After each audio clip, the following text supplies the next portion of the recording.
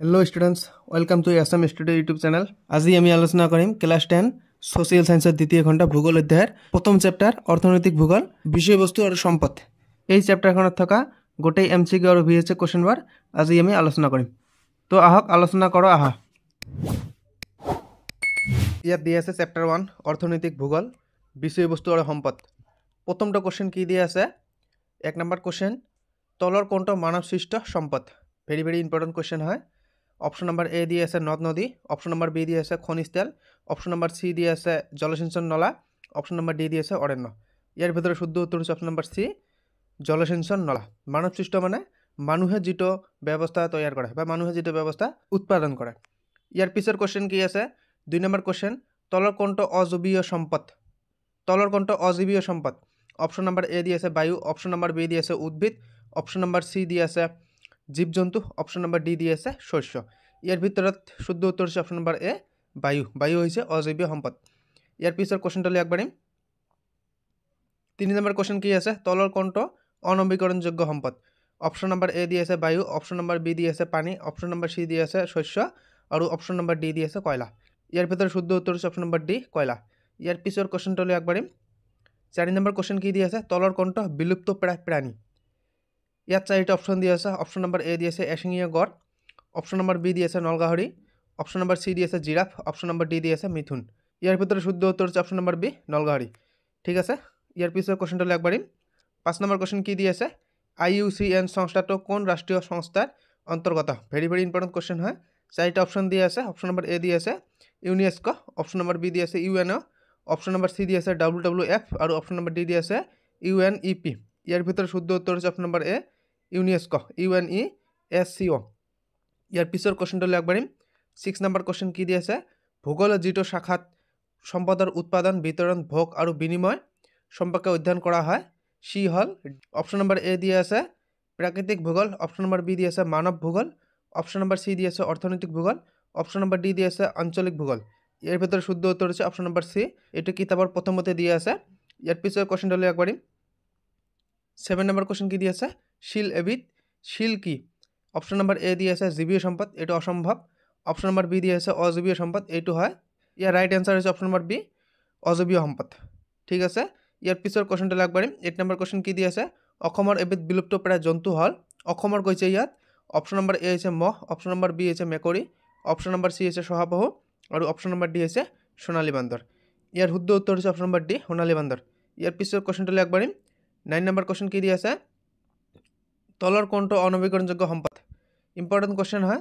Option number A হচ্ছে পানি, option number B হচ্ছে সূর্য রশ্মি, অপশন নাম্বার সি হচ্ছে গছ গছনি, অপশন নাম্বার ডি হচ্ছে প্রাকৃতিক সম্পদ। এর ভেতরে শুদ্ধ উত্তর হচ্ছে অপশন নাম্বার ডি প্রাকৃতিক সম্পদ, অনবীকরণযোগ্য সম্পদ।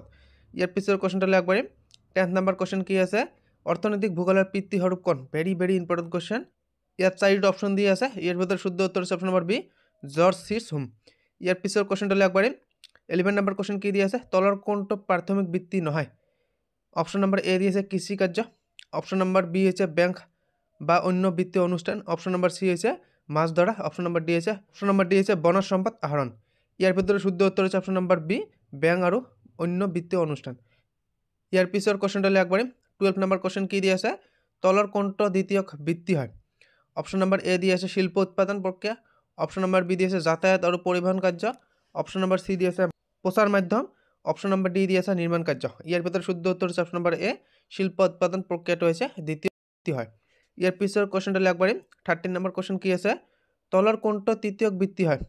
Very very important question. এৰ ভিতৰত এটা দিবই প্রথম দ্বিতীয় আর তৃতীয়। ইয়াত কি কৈছে তৃতীয় বৃত্তি কোনটো?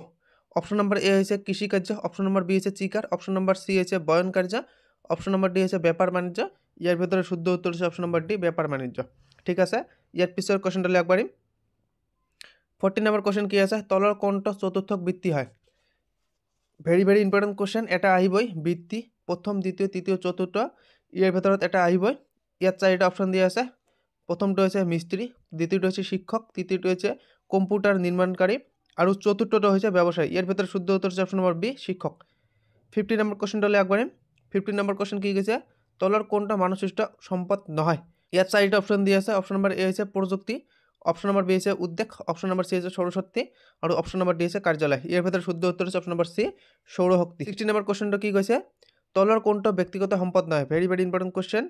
ইয়াত 4টা অপশন দিয়া আছে, ইয়াৰ ভিতৰত শুদ্ধ উত্তৰ হৈছে অপশন নম্বৰ ডি চৰকাৰ। ইয়াৰ পিছৰ কুৱেশ্যনটো আগবাঢ়িম, তলৰ কোনটো জাতীয় সম্পদ, very very important question. Option number D হৈছে ইয়াৰ শুদ্ধ উত্তৰ।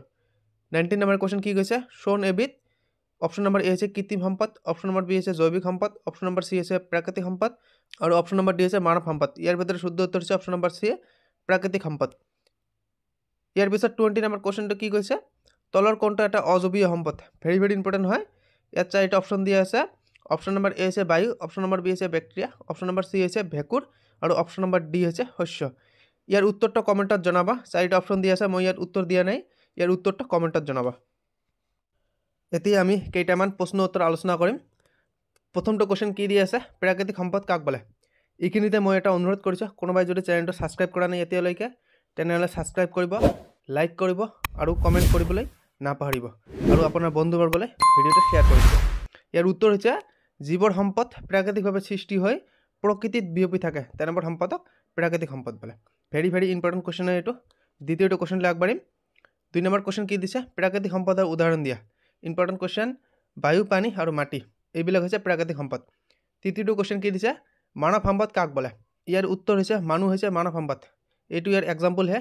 ইয়াৰ ডেফিনেশ্যন ইয়াত কি কৈছে মানুহ নহ'লে নতুনকৈ সম্পদৰ সৃষ্টি হ'ব নোৱাৰে বাবে মানুহক মানৱ সম্পদ বুলি কোৱা হয়। ইম্পৰ্টেণ্ট ডেফিনেশ্যন হয় এইটো। 4 নম্বৰ কুৱেশ্যন কি দিছে অৰ্থনৈতিক ভূগোলৰ পিতৃস্বৰূপ কোন। এইটো মই MCQ কুৱেশ্যনত আলোচনা কৰিছোঁ। ইয়াৰ উত্তৰ হৈছে জৰ্জ চিজহোম। ইয়াৰ পিছৰ কুৱেশ্যনটোলৈ আগবাঢ়িম। 5 নম্বৰ কুৱেশ্যন কি কৈছে সম্পদ বুলিলে কি বুজা। ইয়াৰ উত্তৰ হৈছে মানুহৰ জীৱন ধাৰণৰ বাবে প্ৰয়োজনীয় সকলোবোৰ সামগ্ৰীকে সম্পদ বোলা হয়। ইয়াৰ পিছত কি কুৱেশ্যন কৈছে সম্পদৰ এটা বৈশিষ্ট্য লিখা। ইয়াৰ উত্তৰ হৈছে সম্পদ হ'বৰ বাবে বস্তু এটাৰ কাৰ্য কৰিব পৰা অৰ্থাৎ উৎকৃষ্ট কাৰ্যদক্ষতা থাকিব লাগিব। ইয়াৰ পিছত কি কুৱেশ্যন কৈছে অনবীকৰণযোগ্য সম্পদ কি। নবীকৰণ আৰু অনবীকৰণ সম্পদ দুটা ইম্পৰ্টেণ্ট কুৱেশ্যন হয়, এইটো আগতো আহিছে এইবাৰ আহিব পাৰে। ইয়াৰ উত্তৰ হৈছে যিবোৰ সম্পদ ব্যৱহাৰৰ পিছত পুনৰ সৃষ্টি কৰিব নোৱাৰি আৰু সম্পূৰ্ণৰূপে নিশ্চিত হৈ যায় তেনেবোৰ সম্পদক অনবীকৰণযোগ্য সম্পদ বোলে। ইম্পৰ্টেণ্ট কুৱেশ্যন হয়। ইয়াৰ পিছৰ কুৱেশ্যনটোলৈ আগবাঢ়িম। মানৱ সৃষ্ট সম্পদৰ এটা উদাহৰণ। ইয়াৰ উত্তৰ হৈছে মানুহ। ইয়াৰ পিছৰ কুৱেশ্যন কি কৈছে সম্পদৰ উদাহৰণ দিয়া মাটি পানী বায়ু ইত্যাদি। ইয়াৰ পিছত কি কুৱেশ্যন কৈছে সম্পদ আৰু বিজ্ঞান প্ৰযুক্তিৰ মাজত থকা এটা সম্পৰ্ক লিখা। ইম্পৰ্টেণ্ট কুৱেশ্যন হয়। বিজ্ঞান প্ৰযুক্তিৰ সহায়ত অনেক নিষ্ক্ৰিয় সামগ্ৰিক সম্পদলৈ ৰূপান্তৰ কৰা হয়, এইটোৱেই হৈছে ইয়াৰ সম্পৰ্ক। 11 নম্বৰ কুৱেশ্যন কি কৈছে সম্পদ সংৰক্ষণ বুলিলে কি বুজা। ইয়াৰ উত্তৰ হৈছে কোনো ধৰণৰ বিনাশ আৰু অপব্যৱহাৰ নোহোৱাকৈ সম্পদৰ সম্ভাৱ্যপূৰ্ণ ব্যৱহাৰ কৰা কাৰ্য তথা ধাৰণাকে সম্পদ সংৰক্ষণ বোলে। 12 নম্বৰ কুৱেশ্যন কি কৈছে অৰ্থনৈতিক ভূগোলৰ বিষয়বস্তু কি। ইয়াৰ উত্তৰ হৈছে অৰ্থনৈতিক ভূগোলত সম্পদ আৰু মানুহৰ কাম কাজ আদিৰ লগত জড়িত সকলোবোৰ কথাই ইয়াৰ বিষয়বস্তুৰ ভিতৰত পৰে। 13 নম্বৰ কুৱেশ্যন কি কৈছে জাতীয় সম্পদ কি। ইম্পৰ্টেণ্ট কুৱেশ্যন হয়। এখন দেশৰ তত্বাৱধানত থকা সকলোবোৰ সম্পদকে জাতীয় সম্পদ বোলে, যেনে ৰাস্তা ঘাট নদ নদী দলং অভয়াৰণ্য আদি। 14 নম্বৰ কুৱেশ্যন কি কৈছে আন্তৰ্জাতিক সম্পদ কাক বোলে। ইয়াৰ উত্তৰ হৈছে সকলো দেশৰ জাতীয় সম্পদ আৰু সমগ্ৰ বিশ্বৰ অধীনত থকা সম্পদক জাতীয় সম্পদ বোলে, যেনে সাগৰ মহাসাগৰ বায়ুমণ্ডল ইত্যাদি। 15 নম্বৰ কুৱেশ্যন কি কৈছে WWF ফৰ নেচাৰৰ সম্পূৰ্ণ নামটো লিখা। ইয়াৰ উত্তৰ হৈছে world wide fund for nature. আজিৰ ভিডিঅ' এইখিনিয়ে। যদি ভিডিঅ'টো ভাল লাগে তেনেহ'লে লাইক কৰিব, কমেণ্ট কৰিব আৰু ভিডিঅ'টো শ্বেয়াৰ কৰি দিব।